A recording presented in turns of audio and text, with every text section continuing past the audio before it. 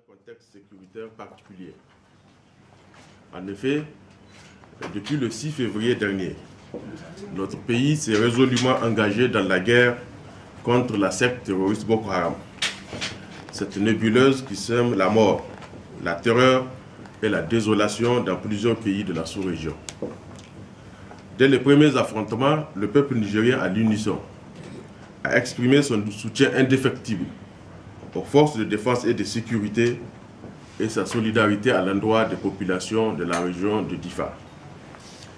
Avec la même détermination, le peuple nigérien a également exprimé sa désapprobation vis-à-vis de cette conception erronée de l'islam, au nom de laquelle Boko Haram égorge les hommes et les enfants après avoir enlevé les femmes et les filles pour en faire des esclaves sexuels.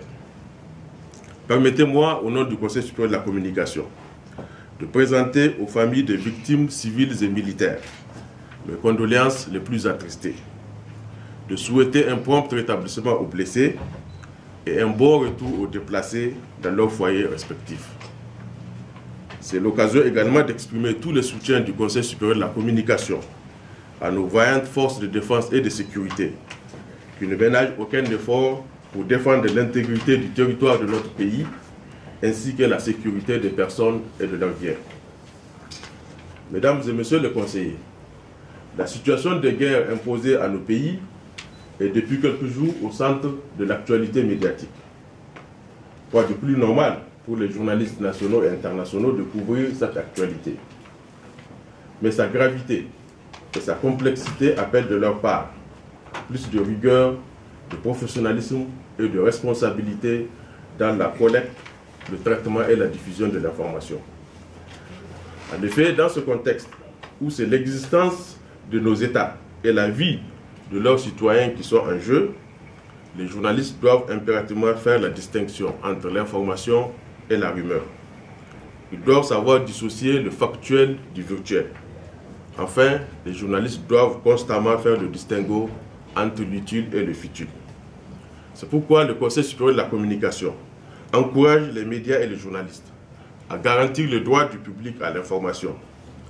Car en informant, le journaliste peut mieux éclairer le public sur le conflit qui se cache derrière la violence et peut ainsi contribuer à les résoudre.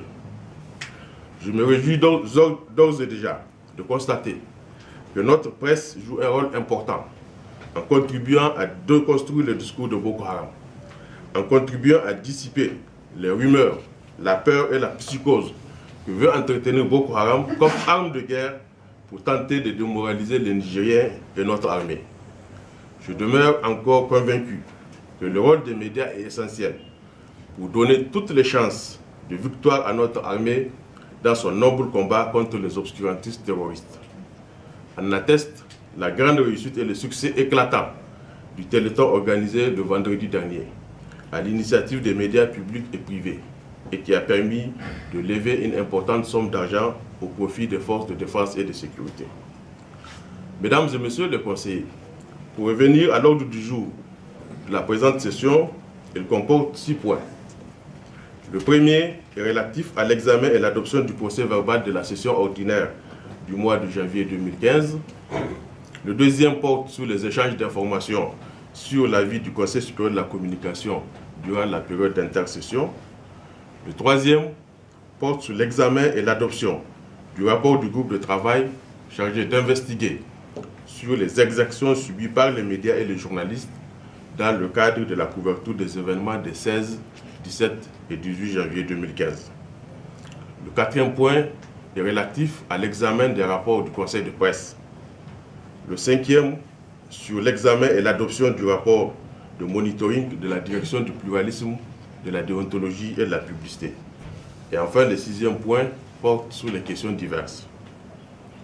Mesdames et messieurs les conseillers, à propos de l'ordre du jour, le point qui mérite d'être souligné est sans conteste celui relatif à l'examen du rapport du groupe de travail chargé d'investiguer sur les exactions subies par les médias et les journalistes dans le cadre de la couverture des événements des 16, 17 et 18 janvier 2015.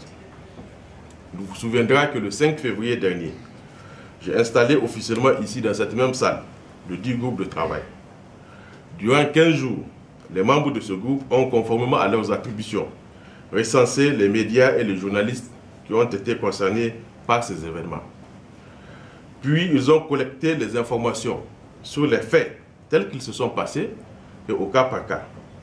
Après cette phase, ils ont procédé à la vérification de toutes les informations recueillies à travers le recoupement des sources d'informations, la lecture des documents, l'écoute et la visualisation des supports audiovisuels.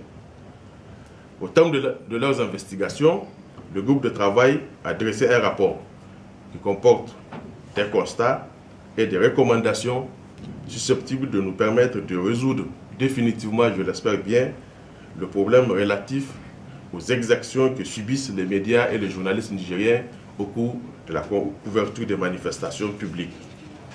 Je vous demande donc à examiner avec beaucoup d'attention le rapport de ce groupe de travail afin de faire des propositions concrètes. En souhaitant donc plein succès à nos travaux, je déclare ouverte la session ordinaire du Conseil supérieur de la communication au titre du mois de février 2015. Je vous remercie de votre aimable attention.